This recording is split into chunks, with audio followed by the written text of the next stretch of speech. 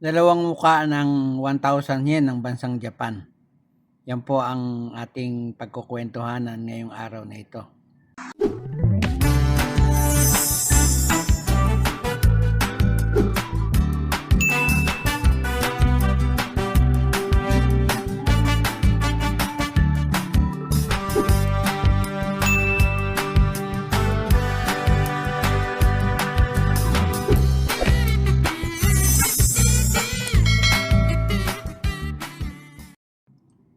Magandang araw sa inyong lahat, lalo na sa aking mga kabarya at kapwa kolektor.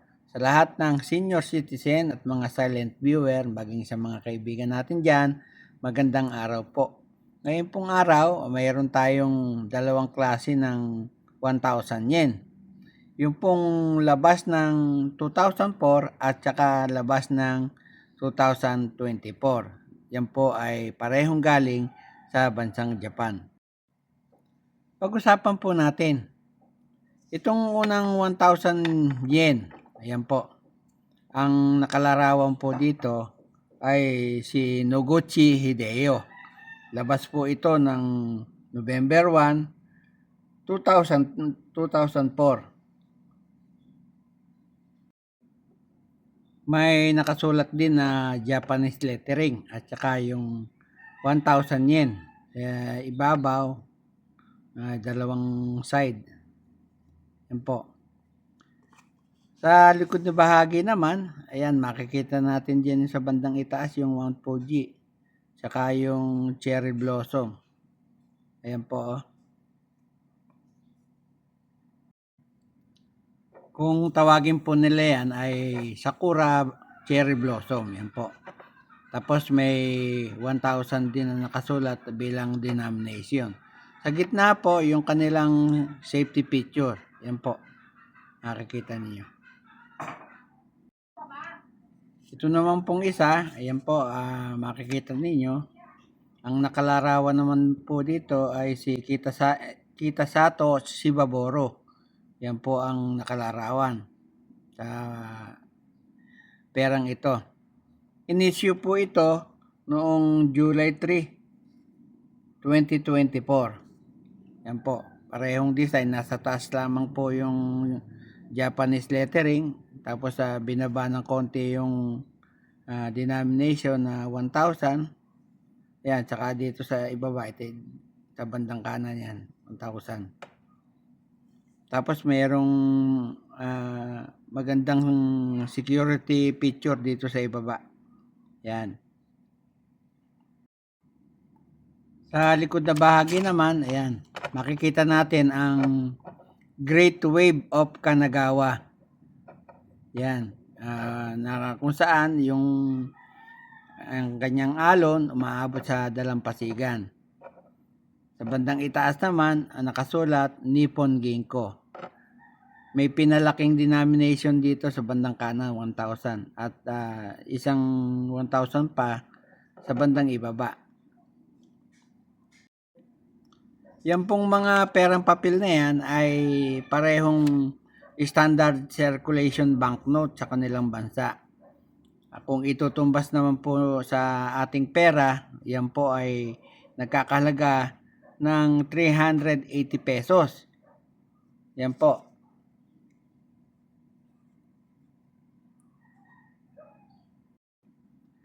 Ang halaga naman po ng perang ito sa eBay, yung pong 2 pirasong uncirculated ng perang papel na ganitong klase, nagkakahalaga po ng $59.99. Tapos yung pong isa ay $14.99. Isang piraso naman po yun.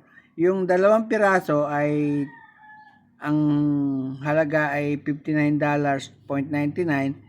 Yung po ay uncirculated, ay yung tinatawag na first touch. Yan po.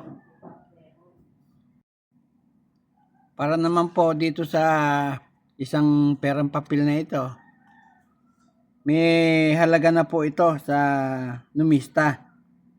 Yung pong fine niyan ay 430 pesos na po. Yan po ay yung pong kasalukuyang presyo niya.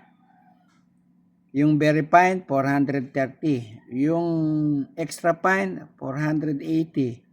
Yung almost uncirculated ay 480.